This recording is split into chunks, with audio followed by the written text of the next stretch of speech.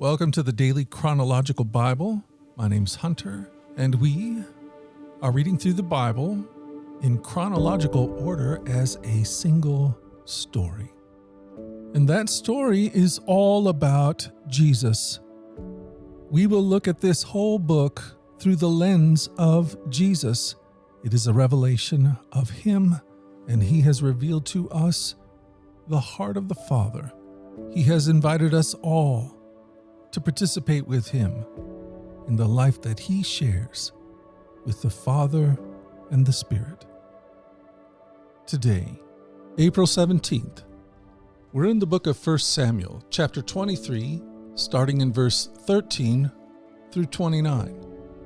Then we go to Psalm 54, and we finish in 1 Samuel chapters 24 and 25. We're reading from the New Living Translation. This is the word of the Lord. 1 Samuel 23. So David and his men, about 600 of them now, left Keilah and began roaming the countryside. Word soon reached Saul that David had escaped, so he didn't go to Keilah after all.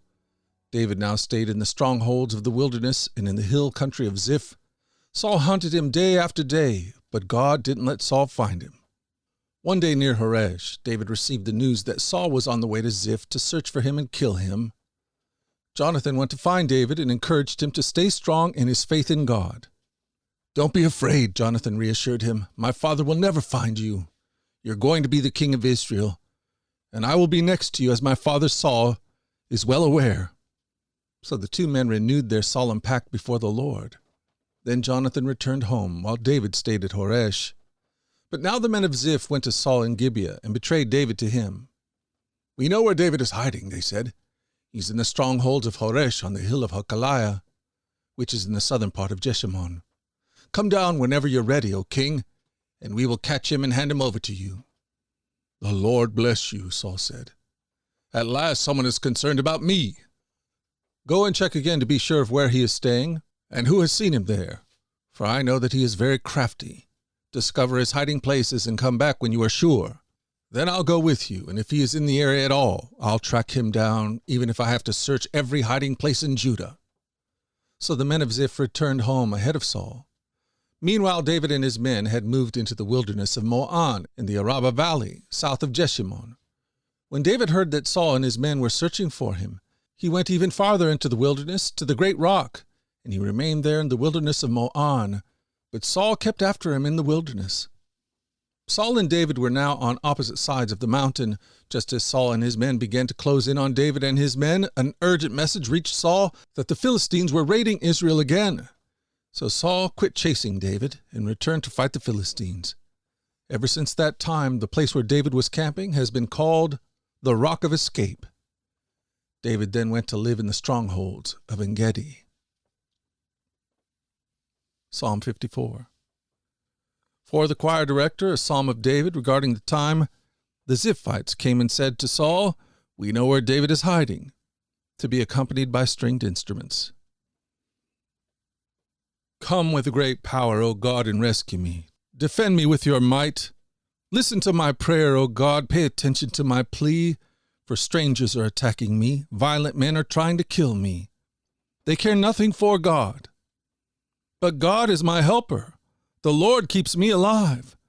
May the evil plans of my enemies be turned against them. Do as you promise and put an end to them.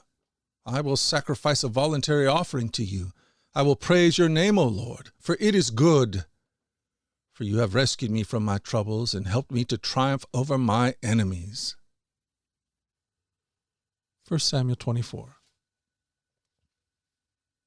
After Saul had returned fighting the Philistines, he was told that David had gone into the wilderness of En-gedi. So Saul chose 3,000 elite troops from all Israel and went to search for David and his men near the rocks of the wild goats, at the place where the road passes some sheepfolds.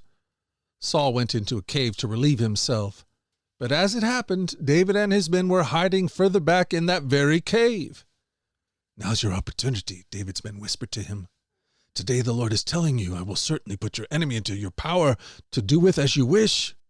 So David crept forward and cut off a piece of the hem of Saul's robe. But when David's conscience began bothering him because he had cut Saul's robe, he said to his men, "The Lord forbid that I should do this to my lord the king. I shouldn't attack the Lord's anointed one, for the Lord himself has chosen him." So David restrained his men and did not let them kill Saul. After Saul had left the cave and gone on his way, David came out and shouted after him, "My lord the king!" And when Saul looked around, David bowed low before him. Then he shouted to Saul, "Why do you listen to the people who say I'm trying to harm you?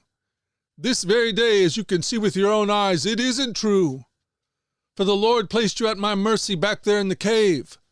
Some of my men told me to kill you, but I spared you. For I said, I will never harm the king. He is the Lord's anointed one.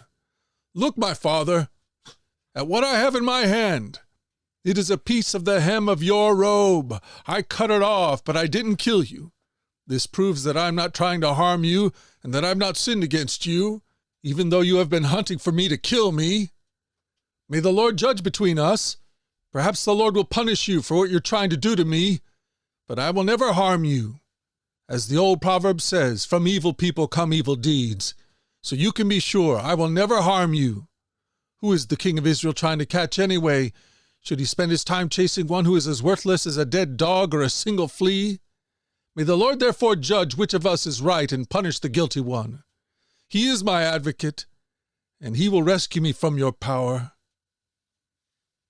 When David had finished speaking, Saul called back, "Is that really you, my son David?" Then he began to cry, and he said to David, "You are a better man than I am, for you have repaid me good for evil. Yes, you have been amazingly kind to me today, for when the Lord put me in a place where you could have killed me, you didn't do it. Who else would let his enemy get away when he had him in his power?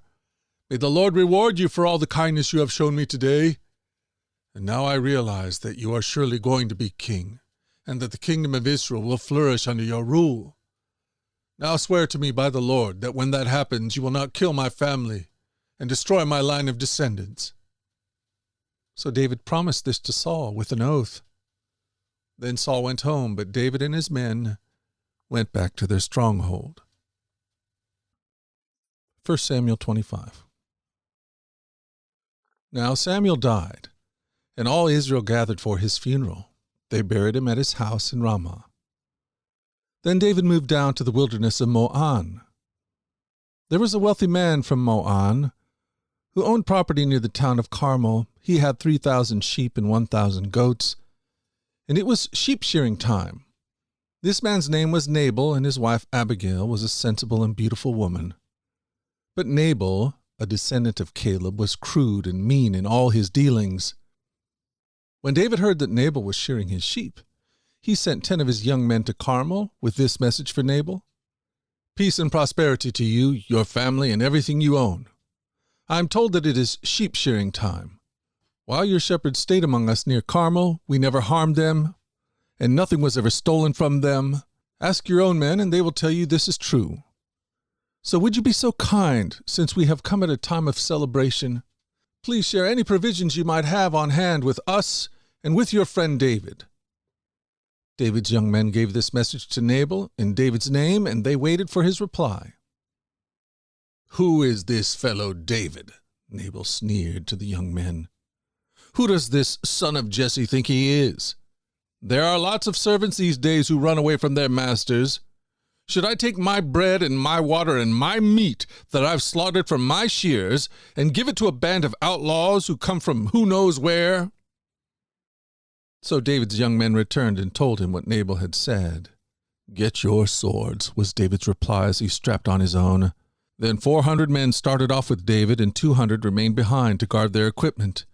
Meanwhile, one of Nabal's servants went to Abigail and told her, "David sent messengers from the wilderness to greet our master, but he screamed insults at them.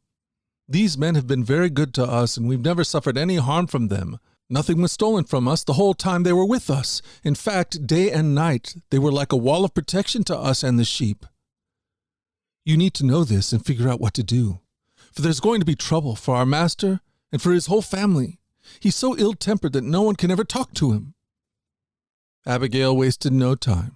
She quickly gathered 200 loaves of bread, 2 wineskins full of wine, 5 sheep that had been slaughtered, nearly a bushel of roasted grain, 100 clusters of raisins, and 200 fig cakes.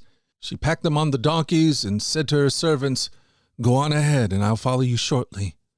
But she didn't tell her husband Nabal what she was doing. As she was riding her donkey into a mountain ravine, she saw David and his men coming toward her. David had just been saying, "A lot of good it did us to help this fellow. We protected his flocks in the wilderness, and nothing he owned was lost or stolen. But he has repaid me evil for good. May God strike me and kill me, if even one man of his household is still alive tomorrow morning." When Abigail saw David, she quickly got off her donkey and bowed low before him. She fell at his feet and said, "I accept all the blame in this matter, my lord. Please listen to what I have to say. I know Nabal is a wicked, ill-tempered man. Please don't pay any attention to him. He's a fool, just as his name suggests. But I never even saw the young men you sent. Now, my lord, as surely as the Lord lives and you yourself live, since the Lord has kept you from murdering and taking vengeance into your own hands, let all your enemies and those who try to harm you be as cursed as Nabal is.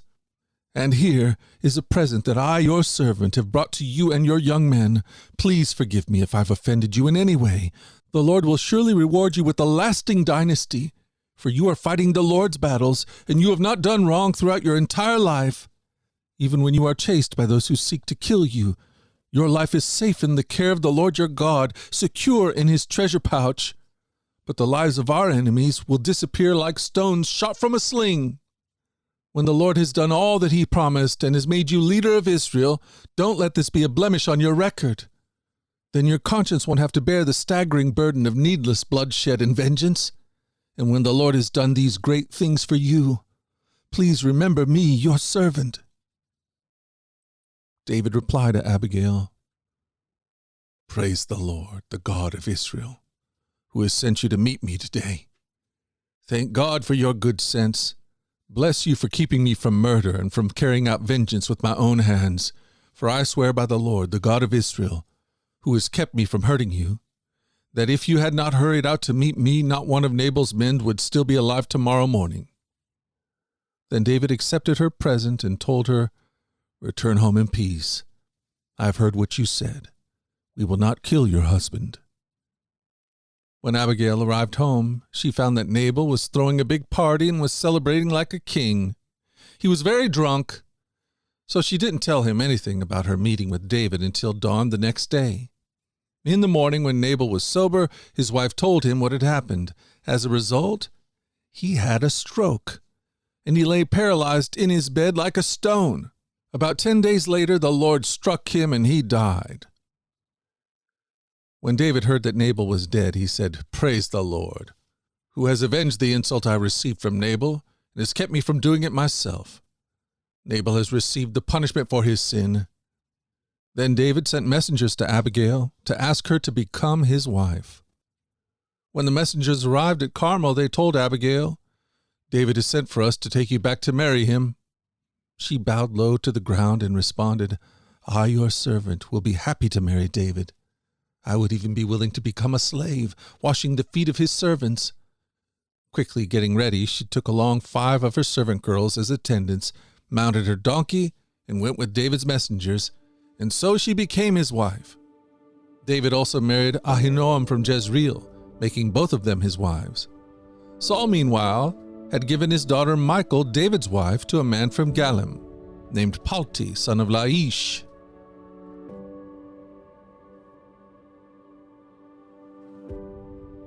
The Daily Chronological Bible. Join us at our flagship podcast, The Daily Radio Bible, where we read through the entire Bible over the course of a year. In our daily reading and meditation, we open our hearts to the God who is love. Find out more at dailyradiobible.com or wherever you get your podcast. These podcasts are entirely listener-supported. If you'd like to partner with us to make sure that these podcasts continue each and every day, you can do that by going to dailyradiobible.com and clicking the donate link. The Daily Radio Bible is a ministry of the Trinity Commission, and all your gifts are tax deductible. Until tomorrow, let's go forward in God's joy. Let's let His joy be our strength. And let us always remember this, that you are loved. We'll talk again tomorrow. You take care.